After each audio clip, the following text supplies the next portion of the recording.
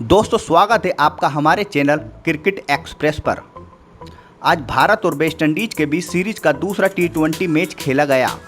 Match का toss उछला और गिरा वेस्टइंडीज के पाले में।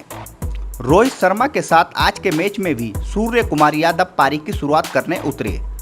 वेस्टइंडीज की तरफ से पहला ओवर ओबेड मैकाउ लेकर आए और पहली गेंद पर ही कप्तान रोहित शर्मा का विकेट ले लिया। रोहित बड़ा शॉट खेलने के चक्कर में स्लिप में आउट हो जाते हैं।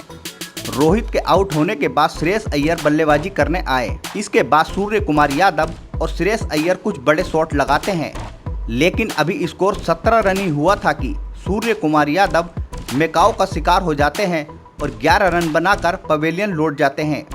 इसके बाद ऋषभ पंत और श्रेयस अय्यर संभल कर खेलते हैं और धीरे धीरे स्कोर को आगे बढ़ाने की कोशिश करते हैं, लेकिन जब भारत का स्कोर 40 रन था, अय्यर भी 10 रन बनाकर आउट हो जाते हैं।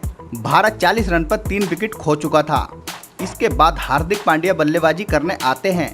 पंत और पांड्या तेजी से रन बनाते हैं और रन गति को तेज करने के चक्कर में पंत भी 24 रन बनाकर पवेलियन की ओर वापस हो जाते हैं।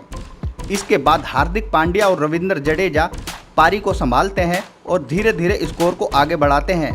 दोनों के बीच 43 रनों की महत्वपूर्ण साझेदारी होती है और टीम के स्कोर को 100 रनों के पार पहुंचा देते हैं। लेकिन जब टीम का स्कोर 104 रन था, तब भारत का 5वां विकेट हार्दिक पांड्या के रूप में गिरा। हार्दिक 31 रन बनाकर आउट होते हैं। इसके बाद रविंद्र जडेजा भी बड़ा शॉट खेलने के चक्कर में कैच आउट हो जाते हैं। अब पिच पर रविचंद्र अश्विन और दिनेश कार्तिक थे और उम्मीद की जा रही थी कि ये दोनों पहले मैच की तरह प्रदर्शन करेंगे और टीम को अच्छे स्कोर तक पहुंचाएंगे। लेकिन 19वें ओवर में ये दोनों बल्लेबाज भी पवेलियन लौट जाते हैं। भारत 128 रन पर 8 विकेट खो चुका था। इसके बाद भुवनेश्वर कुमार और आवेश खान कुछ खास नहीं कर पाते हैं और आउट हो जाते हैं। इस तरह भारत 19 ओवर 4 गेंदों में 138 रन पर ऑल आउट हो जाता है। वेस्टइंडीज की तरफ से ओबेड मैकाउ ने 6 विकेट लिए। 139 रनों का पीछा करने उतरी वेस्टइंडीज की शुरुआत शानदार रहती है। वेस्टइंडीज के दोनों ओपनर ब्रेंडन किंग और काइल मायर्स भारतीय गेंदबाजों की जमकर धुनाई करते हैं और तेजी से स्कोर को आगे बढ़ाते हैं। 6 ओवर में वेस्टइंडीज 46 रन बना लेती है।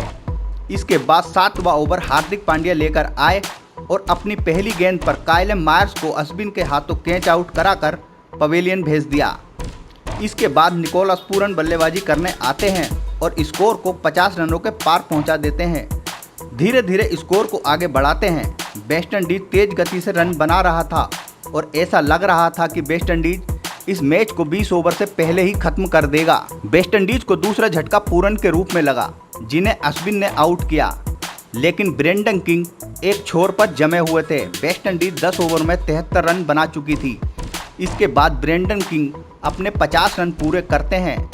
वेस्टइंडीज 12 ओवर में 82 रन बना चुका था। यहाँ से वेस्टइंडीज को जीत के लिए 48 गेंदों में 57 रनों की जरूरत थी, लेकिन इसके बाद हेटमायर को Ravindra Jadeja cotton bold out कर देते हैं। वेस्टइंडीज अब दबाव में आ चुका था और मैच 50-50 हो चुका था, लेकिन थॉमस और ब्रेंडन किंग धीरे धीरे स्कोर को आगे बढ़ाते हैं और दोनों ही बल्लेबाज टीम के स्कोर को 100 रनों के पार पहुंचा देते हैं।